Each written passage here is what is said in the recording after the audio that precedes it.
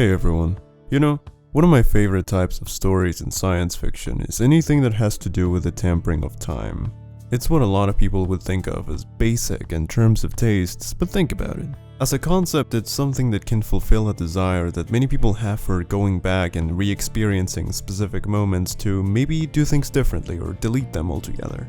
Realistically, the closest thing we have to any of that is indulging in the bittersweet, wistful experience that is nostalgia. It might not be as enticing as actual time travel, but for a moment, that remembrance makes us feel like we are back in an era full of things we used to love and not as many problems. It's a safe space within our memories that many people consider as a time that was simpler and easier to live through. Whether it's true or not is a different story, because as pleasant and comforting as it is, nostalgia carries more of an idealized version of how a person thinks of their past. In a way, yes, a period like childhood had less responsibilities and different kinds of challenges that appear easy when you look back on them.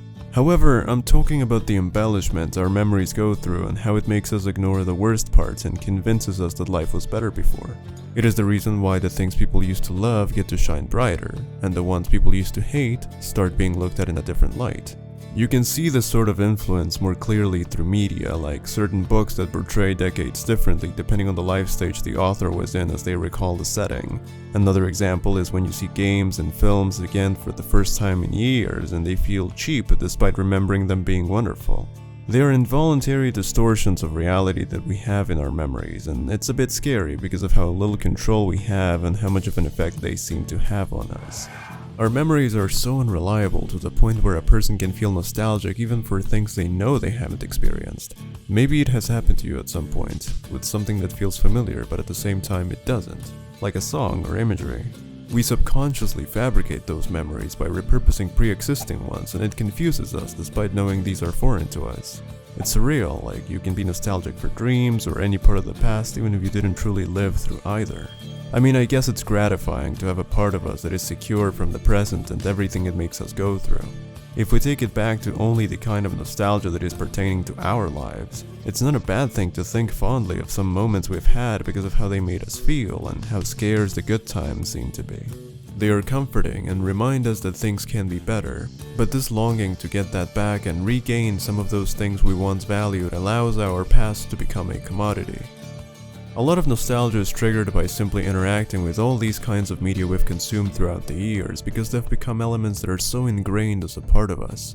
People grow up with them and life changes alongside those things, so the reasons for something being nostalgic are different for everyone. This creates an opportunity for social connection because a lot of discourse can be had as we share what these things mean to us, especially thanks to social media.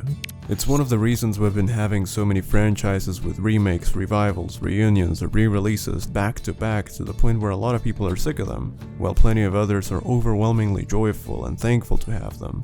The emotional bond to these products is already established, and the memories they carry alongside them make them a very easy thing to sell.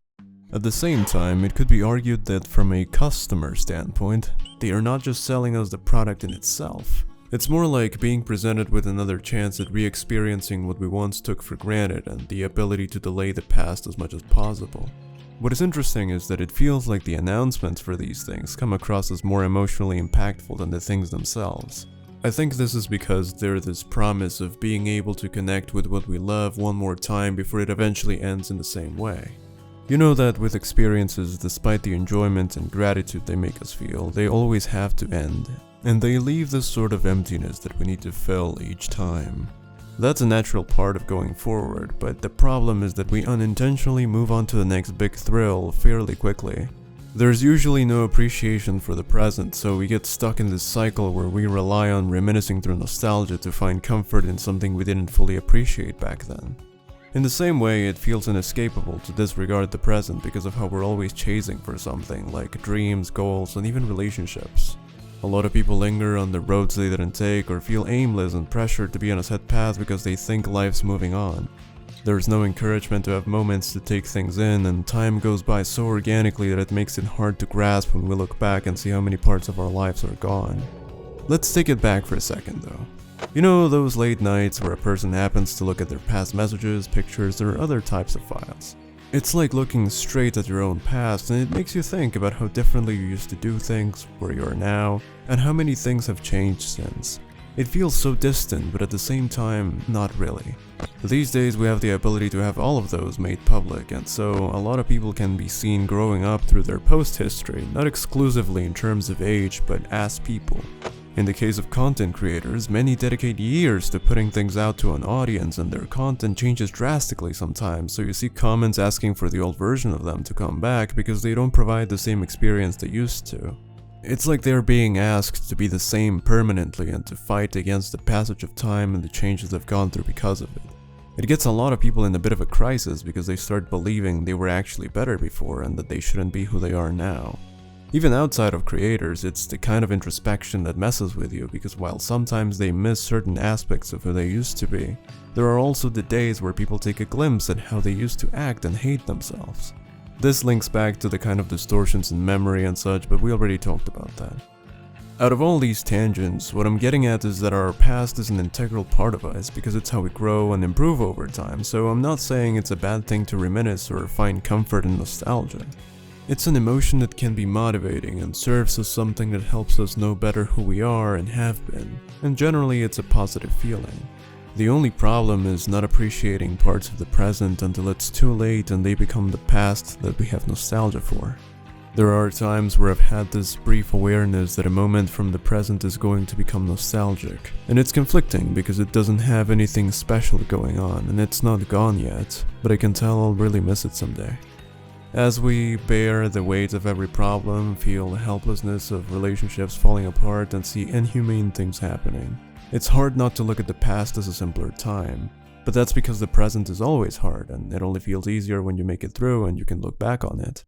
If you're able to take a second to look at the things or the people you have around, try as much as you can to embrace them and the present for how things are now because you won't be able to get them back. So you're saying like those motivational quotes basically, like live in the now. Exactly like that. No. Or you don't know what you've got until it's gone. No. Still, no. Or, okay, is there like a self-help book that you've had lying around recently? Do you want to talk about it? Hey, thank you. But still, it's not any of those things. It's just... I see. So when's this Live, Laugh, Love video coming out?